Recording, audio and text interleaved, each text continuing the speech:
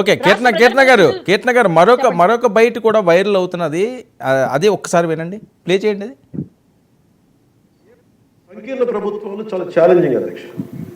ఒక పార్టీ అయితే ఇబ్బంది లేదు, కానీ మన అదృష్టమో ఏది దురదృష్టమో తెలియదు, కానీ సంకీర్ణ ప్రభుత్వం వచ్చింది మనది. అది ఎటు తీసుకున్నా కానీ our commitment is for people అధ్యక్ష.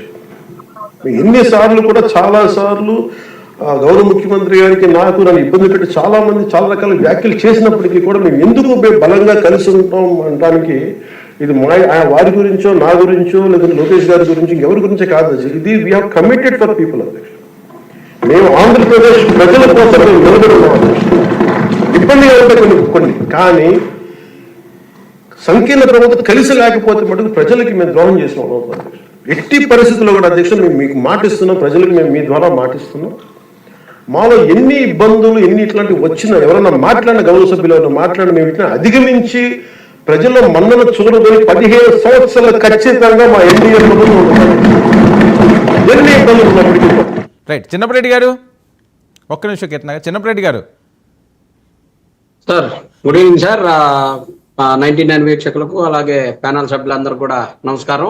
ఏంటి మీ ఆశల మీద పవన్ కళ్యాణ్ గారు ఈరోజు నీళ్లు జల్లేశారు, ఇదేదో విడిపోద్ది, 5 సంవత్సరాల తర్వాత మళ్ళీ మీరే వస్తారేమో, వీళ్ళు గొడవలు పెట్టుకుంటే మధ్యలో మీకు ఛాన్స్ వస్తుందేమో అని చెప్పి పెద్ద ఎత్తున ట్రోల్ అవుతున్న నేపథ్యంలో 15 ఏళ్ల పాటు మేమే ఉంటాం, ఎన్ని ఇబ్బందులు వచ్చినా మంచో చెడో కలిసే ఉంటాం, లోకేష్ గారి కోసమో నా కోసమో చంద్రబాబు నాయుడు గారి కోసమో కాదు, రాష్ట్ర ప్రజల కోసం, మమ్మల్ని ఎవరో విడదీయలేదు అని చెప్పి ఆయన క్లారిటీ ఇస్తున్నారు.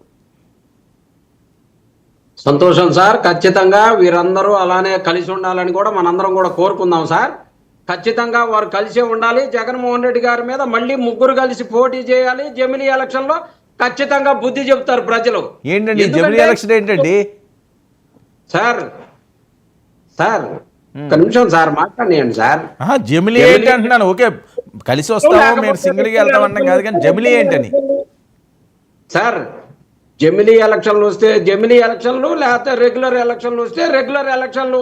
ప్రజలు సిద్ధంగా ఉన్నారని చెప్తా ఉన్నాం.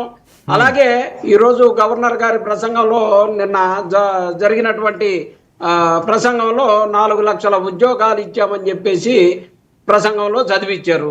ఈరోజు మా ఎమ్మెల్సీ వరదకరణ కళ్యాణి గారు మాట్లాడుతూ ఎక్కడ మీరు 4 లక్షల ఉద్యోగాలు ఇచ్చారో మాకు సమాధానం చెప్పాలి, ఏ కంపెనీలు ఇచ్చారని చెప్పేసి మాట్లాడటం జరిగితే స్వయాన మంత్రి గారు లోకేష్ బాబు గారు 4 లక్షల ఉద్యోగాలు ఇవ్వలేదండి, ఇచ్చామని మేము అనలేదు అని చెప్పేసి చెప్పినటువంటి మాటను మనం విన్నాం. వీరు చెప్పేది ఒకటి, చేసేది ఒకటి. గవర్నర్ గారితో చెప్పించేది ఒకటి. అంటే వీళ్ళు మీడియాని వాడుకొని ఆ స్క్రీన్ నమ్ముకొని ఈ రాజకీయ పార్టీని నడుపుతున్నారు, కానీ వాస్తవాలను నమ్ముకొని వీళ్ళు రాజకీయ పార్టీ నడపట్లేదు అనడానికి ఈరోజు లోకేష్ బాబు గారు చెప్పినటువంటి మాట ఒక పెద్ద ఉదాహరణ సార్. ఏమన్నా మాట్లాడండి. ఈరోజు పెద్ద ఉదాహరణ. జగన్మోహన్ రెడ్డి గారు వచ్చిన 6 నెలల్లోనే 1,25,000 ప్రభుత్వ ఉద్యోగాలు ఇచ్చినటువంటి పరిస్థితి. ఆ రోజు నుంచి జగన్మోహన్ రెడ్డి గారు భారతదేశంలోనే ఎక్కడా లేనటువంటి ఏ రాష్ట్రం కూడా ఇవ్వనటువంటి 2,52,000 ప్రభుత్వ ఉద్యోగాలు ఇచ్చినటువంటి గొప్ప నేత జగన్మోహన్ రెడ్డి గారు. ఈరోజు ఒక గ్రూప్ 2 ఎగ్జామ్ నడిపించడానికి దానికి చంద్రబాబు నాయుడు గారు చెబితే అక్కడ ఏపీఎస్సి వాళ్ళు వినట్లేదంట. అధికారులు రాధిక మేడమో ఎవరో ఉన్నారట, వాళ్ళు వినట్లేదంట.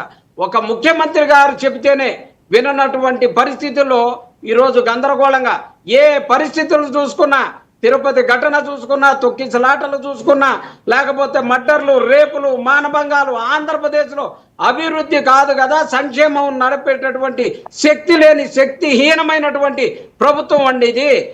ఇలాంటి ప్రభుత్వాన్ని వీళ్ళు 15 సంవత్సరాలు మేము కలిసే ఉంటాం కూటమిగానంటే ఖచ్చితంగా మీరు 15 సంవత్సరాలు కలిసే ఉండాలి.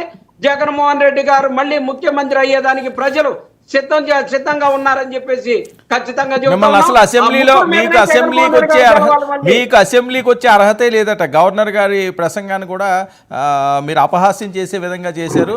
అసలు మీకు అర్హతే లేదంటున్నారు పవన్ కళ్యాణ్ గారు. సార్, అర్హత అనేది ప్రజల అర్హత ఇస్తారు.